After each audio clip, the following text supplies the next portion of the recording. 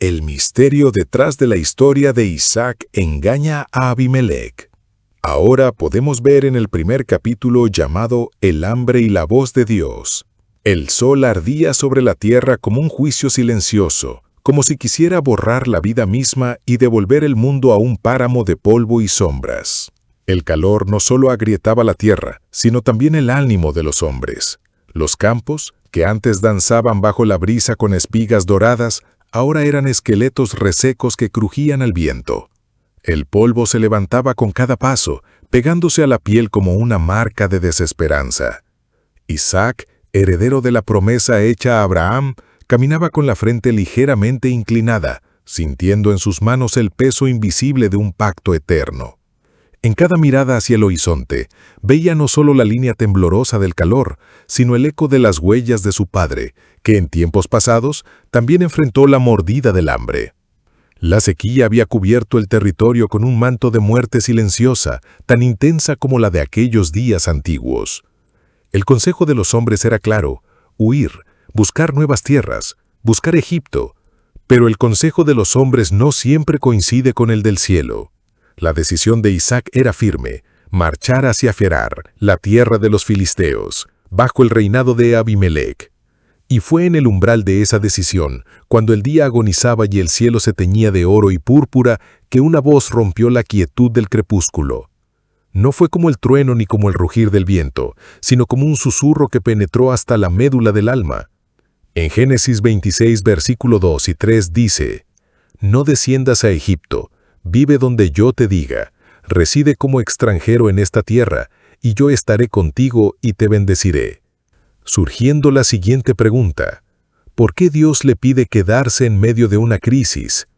Teniendo como respuesta: porque las promesas no se construyen sobre la comodidad humana, sino sobre el cumplimiento divino. Igual que el fuego purifica el oro, Dios estaba forjando fe, no solo historia. Así como Abraham aprendió que la provisión se abre paso incluso en el desierto más hostil, ahora Isaac debía aprender que el manantial de la vida fluye desde lo alto, no desde las llanuras fértiles de Egipto. Gerar lo recibió con un aire cargado de sospechas y curiosidad. Las miradas de sus habitantes se detenían una y otra vez sobre Rebeca. Su belleza no era común. Había en ella un resplandor que no dependía del sol.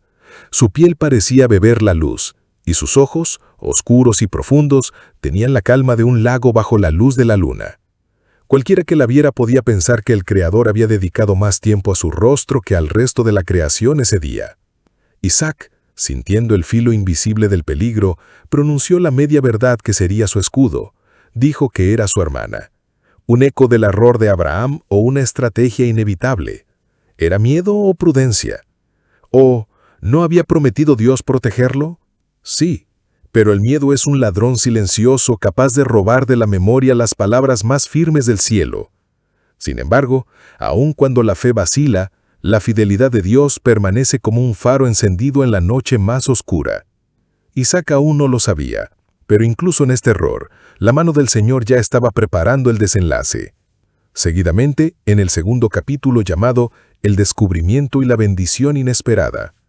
Pasaron los días, y los ojos de Abimelec, rey de los filisteos, no se apartaban de aquellos extranjeros que habían llegado con la sequía.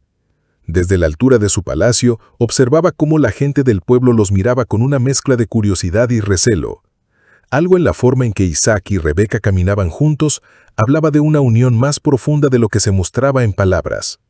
Una tarde, cuando el sol se inclinaba hacia el horizonte, tiñendo los muros de Gerar con tonos rojizos, Abimelec se asomó por una de las altas ventanas de piedra pulida. Abajo, en un patio polvoriento, vio a Isaac acercarse a Rebeca con una ternura que no dejaba lugar a dudas. La acarició como un hombre acaricia a su esposa, no a su hermana. Fue un gesto breve, pero suficiente para que la verdad saliera de su escondite. El rey, con el ceño fruncido, mandó llamar de inmediato a Isaac. Los guardias lo condujeron a la sala del trono, donde el eco de los pasos parecía aumentar la tensión. Abimelec no levantó la voz, pero cada palabra cayó como un golpe de martillo. «Es tu esposa. ¿Por qué dijiste que era su hermana?» Isaac, con los ojos bajos y la voz apagada, confesó la verdad con sencillez y temor. En Génesis 26, versículo 9 dice: porque pensé, alguien me matará para quitarme a ella. ¿Por qué Dios permite que la mentira de Isaac no le cueste la vida? Porque la misericordia divina no se encadena a nuestras fallas. La historia de la salvación está llena de hombres que tropezaron, pero fueron sostenidos por un Dios que mira más allá del error para cumplir su palabra. Igual que con Abraham en Egipto, el Señor volvió a intervenir para que su plan siguiera intacto. Abimelec, lejos de castigar, decretó públicamente: a cualquiera que toque a este hombre o a su esposa, se le dará muerte. Fue un giro inesperado. La verdad, que podría haber sido causa de condenación, se convirtió en un muro de protección. Y así comenzó un tiempo de siembra.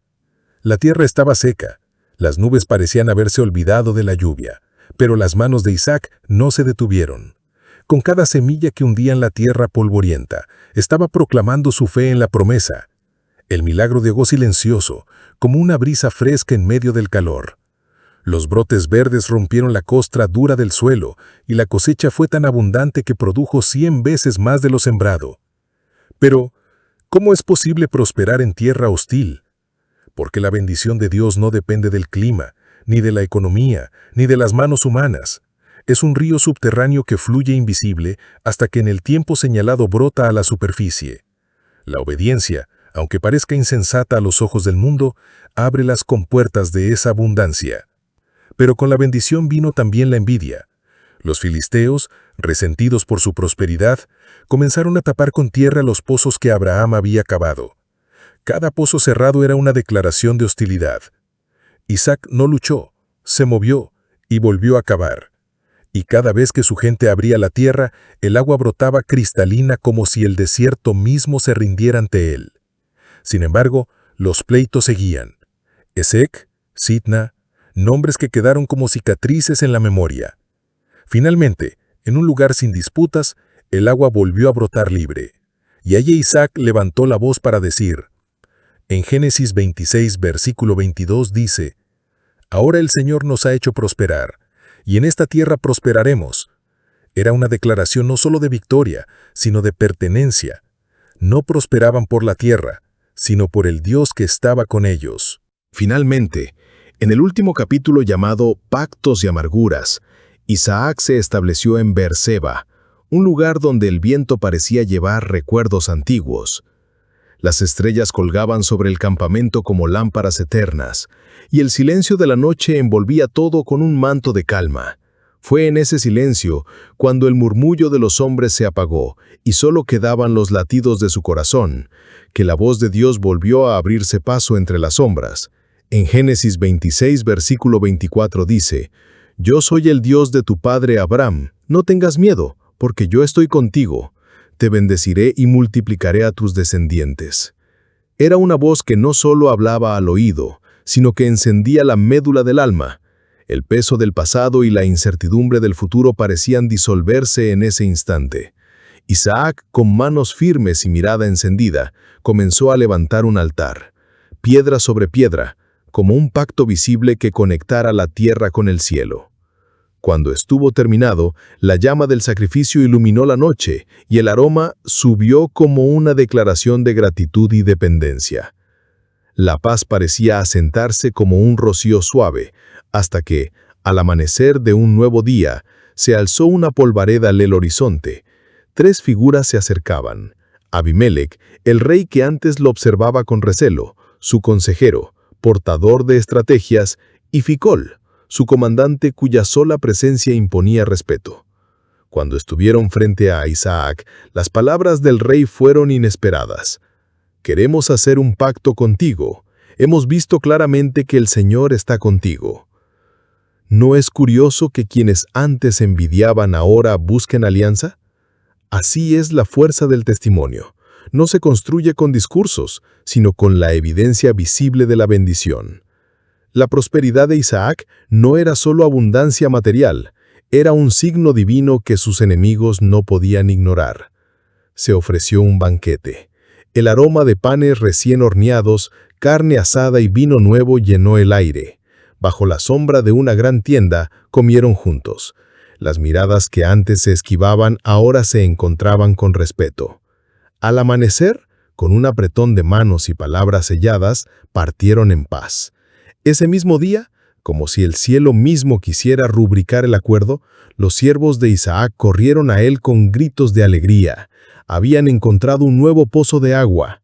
El líquido cristalino brotaba sin oposición, como si Dios firmara con agua el pacto de prosperidad. Pero la vida, incluso bajo cielos despejados, no estaba libre de nubes. La noticia llegó como un golpe sordo.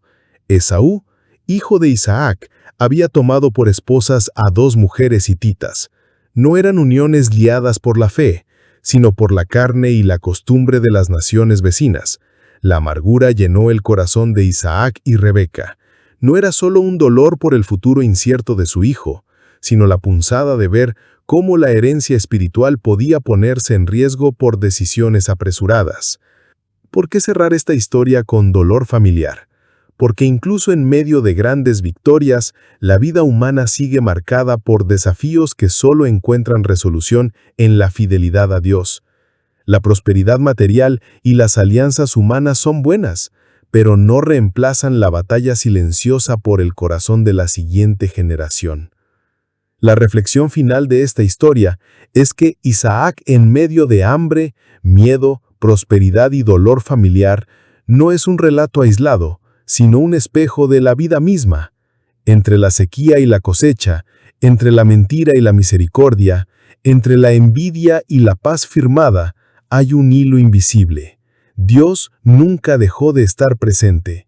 Isaac no fue un hombre perfecto, pero caminó bajo una promesa perfecta. Descubrió que la fe no siempre se vive en cumbres gloriosas, muchas veces se forja en las arenas del desierto, cavando pozos mientras otros los tapan, confiando mientras las lágrimas arden y obedeciendo cuando todo alrededor grita que es más sensato huir. Los pactos humanos pueden traer tregua, pero solo el pacto eterno de Dios asegura verdadera paz. La prosperidad material puede llenar graneros, pero solo la fidelidad a Dios llena el corazón. Al final, la vida de Isaac nos recuerda que la bendición no es la ausencia de problemas, sino la certeza de que en cada estación, seca o fértil, Dios sigue siendo el mismo. Y si su mano está sobre nosotros, ni la crisis, ni la envidia, ni las decepciones familiares podrán apagar el río de su propósito. Tú decides. La paz sea contigo. No olvides de suscribirte para más videos.